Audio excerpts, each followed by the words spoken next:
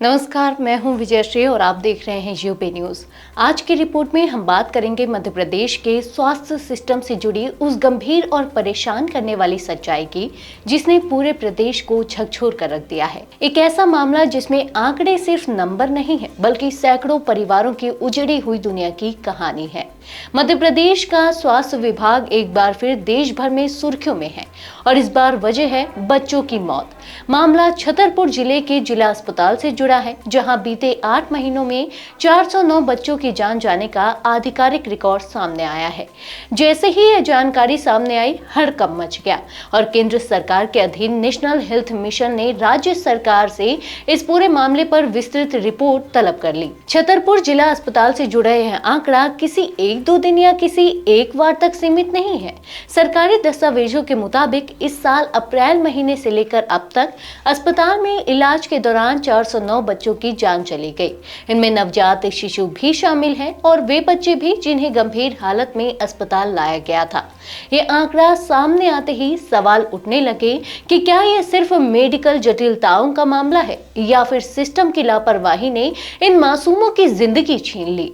जब यह रिपोर्ट राजधानी तक पहुंची तो नेशनल हेल्थ मिशन ने तुरंत एक्शन लेते हुए जिला स्वास्थ्य प्रबंधन से पूरे मामले की जानकारी मांगी।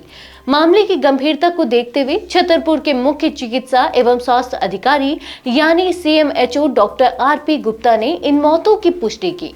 उन्होंने स्वीकार किया कि अप्रैल से अब तक जिला अस्पताल में 409 बच्चों की जान गई है। CMHO का कहना है कि सीनियर अधिकारियों की तरफ से उन्हें नोटिस मिला है, जिसके बाद पूरे मामले की जांच के लिए एक विशेष टीम बनाई गई।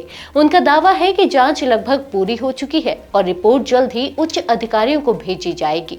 हालांकि इतने लंबे समय तक इतनी बड़ी संख्या में मौतें होती रहीं और उस दौरान कोई ठोस कार्रवाई क्यों नहीं हुई, ये सवाल अब भी जवाब मांग रहा है। जांच के दौरान अस्पताल के SNCU यानी स्पेशल न्यूबॉर्न केयर यूनिट और लेबर रूम को खास तौर पर जांच के दायरे में लिया गया है। CMHO के अनुसार इन दोनों यूनिट्स में तैनात कर्मचारियों से पूछताछ की जा रही है। हाल ही में सिविल सर्जन ने लापरवाही के आरोप में कुछ कर्मचारियों को उनके पद से हटा भी दिया है। ये कार्रवाई अपने आप में इस बात का संकेत है कि अस्पताल की कार्यप्रणाली में कहीं न कहीं गंभीर चूक हुई है।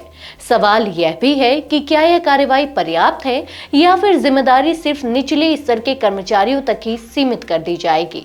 स्वास्थ्य विभाग अब इन मौतों के कारणों को समझने के लिए वर्बल ऑटोप्सी की प्रक्रिया अपना रहा है। इसका मतलब है कि मृत बच्चों के परिजनों से बातचीत कर यह जानने की कोशिश की जा रही है कि बच्चे की तबीयत कब बिगड़ी, इलाज में कहां देरी हुई और मौत किस स्तर पर हुई।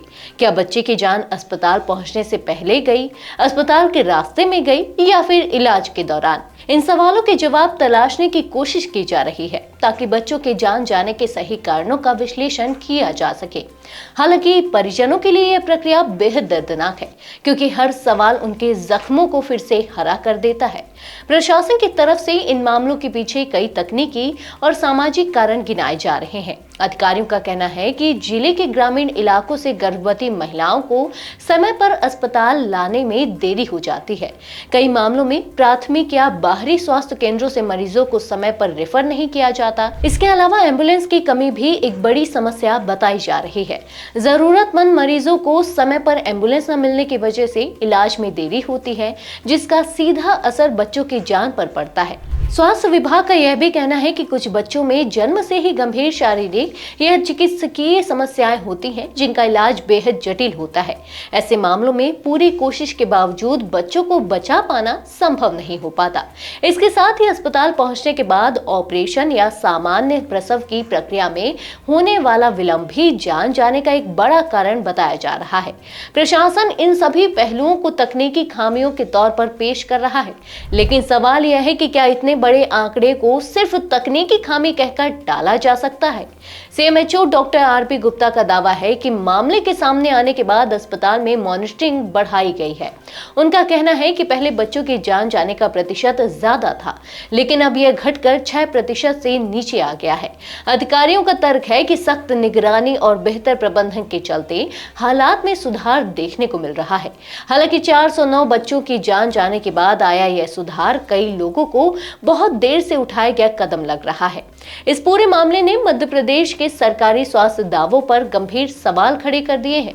एक तरफ सरकार स्वास्थ्य सुविधाओं में सुधार के दावे करती है, तो दूसरी तरफ एक ही जिले के अस्पताल में इतने बड़े पैमाने पर बच्चों की जान जाना सिस्टम की सच्चाई उजागर करता है। यह सिर्फ छतरपुर का मामला नहीं है, बल्कि यह पूरे प्रदेश के स्वास्थ्य ढांचे की स्थिति पर सवालिया निशान लगाता है। छतरपुर जिला अस्पताल के गलियारों में सन्नाटा है, लेकिन यह सन्नाटा उन सवालों की गूंज से भरा है जिनका जवाब अब भी बाकी है। 409 बच्चों की जान जाना सिर्फ एक आंकड़ा नहीं, बल्कि यह एक चेतावनी है। एक चेतावनी उस सिस्टम के लिए जो अक्सर फाइलों और आंकड़ों के पीछे इंसानी जिंदगी को भूल जाता है। अब देखना यह है कि जांच रिपोर्ट सामने आने के बाद क्या वाकई जिम्मेदारों पर कार्रवाई होगी, या फिर यह मामला भी बाकी मामलों की तरह वक्त के साथ ठंडे बस्ते में चला जाएगा। आज के लिए बस इतना ही। अगर आपके इलाके में कोई समस्या है तो आप चुप मत रहिए, अपनी शिकायत हमें भेजिए। यूपी न्यूज आपकी आवाज को जिम्मेदारों तक पहुंचाएगा, निष्पक्षता और गोपनीयता के साथ। यूपी न्यूज, जनता की आवाज, जनता की ताकत।